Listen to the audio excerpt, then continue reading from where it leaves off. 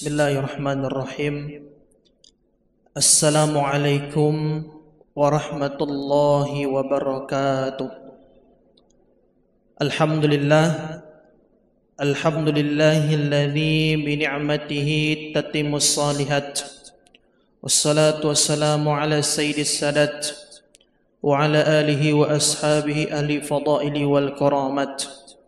Subhanaka la ilma lana illa ma 'allamtana antal alimul hakim. Rabbi shrah li sadri wa yassir li amri wahlul 'uqdatam min lisani yafqahu qawli. Rabbi zidna ilman warzuqna fahman walhamdulillahi rabbil alamin, amma ba'du. Bersyukur kepada Allah Subhanahu wa taala dengan mengucapkan alhamdulillah. Berselawat kepada Rasul dengan mengucapkan Allahumma salli ala Sayyidina Muhammad wa ala alihi Sayyidina Muhammad. Bapak Ibu jemaah salat zuhur yang dimuliakan oleh Allah Subhanahu wa taala.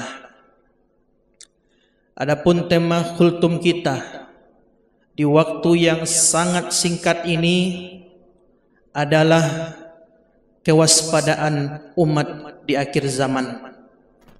Mungkin tidak semuanya mendengarkan, tapi bagi siapa yang mendengarkan, mungkin beliau bisa menyampaikan dengan kerabat dan tetangga-tetangganya, apalagi dengan keluarganya. Bapak Ibu yang dimuliakan oleh Allah Subhanahu wa taala, diriwayatkan bahwasanya Sayyidina Ali di dalam Sahih Imam Bukhari dan Muslim, Rasulullah SAW mengutus, memerintahkan Hunaimah ataupun Zuhaibah untuk membagikan emas dari kota Yaman ke kota Madinah atau Thayyibah. Emas tersebut harta rampasan perang tentunya, dibagikan kepada para sahabat yang dianggap berjasa, dibagikan kepada orang-orang yang membutuhkan di sana dengan secara adil. Lalu kemudian datang satu orang pemuda yang menerobos safnya para jemaah. Dia menghadap kepada Nabi, lalu kemudian dia berkata, "Ya Muhammad, ittaqillah, takutlah engkau kepada Allah, takwalah engkau kepada Allah, berbuat adillah Muhammad." Begitu dalam Sahih Bukhari. Dia menyuruh Rasulullah SAW untuk bertakwa, padahal Rasul orang yang paling bertakwa di muka bumi ini. Apa perasaan para sahabat seketika mendengar ada satu orang yang datang kepada Nabi menyuruhnya untuk bertakwa? Berarti dia sudah menghadiri Nabi Muhammad SAW. Maka sahabat Khalid bin Walid mencabut pedangnya, lalu kemudian dia berkata, "Ya Rasulullah, izinkan aku untuk memenggal kepala laki-laki ini." "Jangan wahai Khalid, mungkin dia sedang sholat." "Ya Rasulullah, tapi dia sholat tidak dengan hatinya ya Rasulullah." "Wahai Khalid, aku diutus bukan untuk mengetahui isi hatinya manusia." Bapak Ibu, maka disinilah turun wahyu kepada Nabi Sallallahu Alaihi Wasallam. Turun wahyu kepada beliau. Beliau mengatakan bahwasanya di akhir zaman nanti, bahwasanya di akhir zaman akan lahir sekelompok manusia, akan lahir sekelompok orang. Mereka adalah keturunan dari laki-laki tersebut. Mereka adalah qaumun yatluna ayatillah. Mereka hebat membaca ayat-ayat Allah. Rabbana hafalannya banyak. Mereka fasih membaca Al-Quran. Mereka seorang tahfiz Al-Quran. Mereka seorang penghafal Al-Quran. Namun Al-Quran yang mereka hafal tidak sampai ke dalam tenggorokannya, apalagi ke dalam hatinya. Inilah kalam yang sangat berbahaya, kata Rasulullah. Inilah kalam yang disimpan oleh Nabi. Pada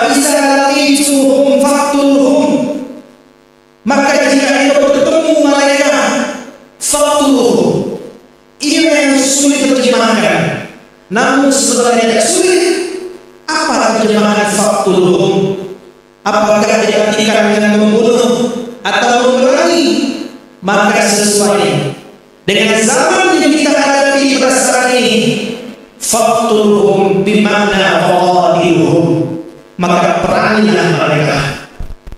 Memerangi mereka dengan cara apa?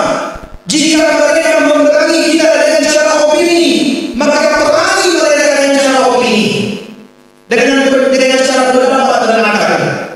Jika mereka sudah mengganggu ketentraman dan kenyamanan kita, maka baru kita angkat senjata jihad fisabilillah. Maka apa yang paling membahayakan, yang paling menyeramkan daripada kalimat ini? Apakah kalimat faqtuluhum semata? Tidak. Yang menyeramkan dari kalimat ini adalah ternyata orang-orang yang disuruh Nabi untuk memerangi ini, mereka adalah orang-orang yang hafal Al-Quran. Mereka adalah orang-orang yang hafal ayat-ayat Allah. Namun Al-Quran yang mereka hafal tidak masuk ke dalam hatinya. Kitab yang mereka hafal tidak masuk ke dalam hatinya, hanya sebatas mulutnya saja. Maka inilah yang disuruh Rasulullah untuk memerangi dengan cara opini, dengan cara pendapat, dengan cara akal.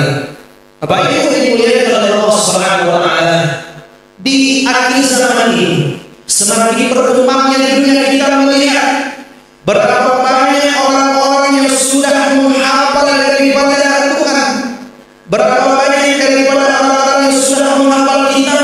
Mereka belajar ilmu agama, tapi perilakunya tidak baik, akhlaknya pun buruk. Berapa banyak kita ketahui orang seperti itu. Maka inilah yang merusak agama, inilah yang merusak nama baik orang-orang alim.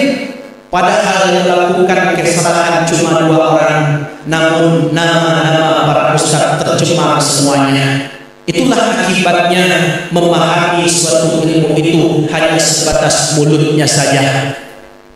Bapak Ibu yang dimuliakan oleh Allah Subhanahu wa taala, jika kita punya anak, lalu kemudian kita menyuruh mereka untuk belajar, titipkanlah kepada orang yang betul-betul tahfiz Al-Quran, betul-betul memahami Al-Quran.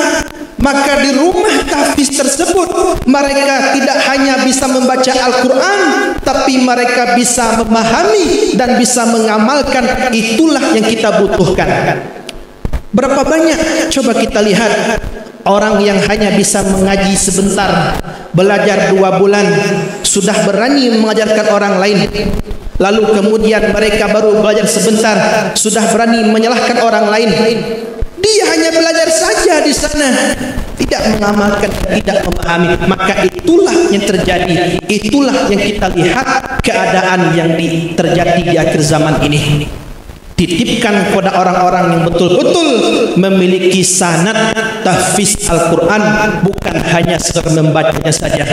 Ini Rasul nyuruh untuk memerangi tadi itu dengan cara opini. Jika bertemu dengan orang yang seperti itu, maka pada saat ini jika kita melihat ada orang yang hebat, mereka orang berilmu, keluar daripada jalur syariat, keluar daripada hukum-hukum Allah Subhanahu wa taala, mereka sesat, maka boleh kita untuk memerangi mereka. Dengan cara apa mereka memerangi kita? Dengan cara itu pula kita memerangi mereka. Bapak Ibu yang dirahmati Allah Subhanahu wa taala, maka ujian yang terberatnya orang-orang berilmu itu apa ujiannya? Di kitab Ihya Ulumuddin karangan Imam Al-Ghazali, apa katanya di sana? Kebanyakan orang-orang berilmu itu memberikan nasihat kepada orang lain. Mereka begitu hebat memberikan nasihat kepada orang banyak, tapi mereka tidak mau menerima nasihat daripada orang lain. Itu yang terjadi. Itu yang terjadi pada saat ini. Begitu banyak diadakan pengajian, yang hadir cuma orang-orang biasa saja. Selainnya yang tahu tidak mau hadir, sudah tahu katanya. Itu alasannya. Bapak Ibu yang dimuliakan oleh Allah Subhanahu wa taala, maka melalui kultum saya pada siangnya berbahagia ini, Barang siapa yang mendengarkan kutum saya pada saat ini, mungkin mereka bisa menata hati mereka, bisa menata diri mereka, bisa merubahnya, dan betul-betul mendengarkan apapun ilmunya itu bisa mereka masukkan ke dalam kalbunya, bisa mereka masukkan ke dalam hatinya. Dan tidak ada yang menuntut bapak ibu memiliki anak untuk masuk pondok pesantren. Tidak harus, minimal mereka paham agama. Seketika kita wafat, mereka bisa membacakan Yasin untuk kita. Itulah kita butuhkan. Bapak Ibu yang dimuliakan oleh Allah Subhanahu wa taala, mungkin cukup sekian. Terima kasih atas segala perhatiannya. Mohon maaf atas segala kesalahannya. Saya akhiri kata-kata yang mulia. Ihdinas siratal mustaqim. Wallahu muwaffiq ila aqwamit thoriq. Assalamualaikum warahmatullahi wabarakatuh.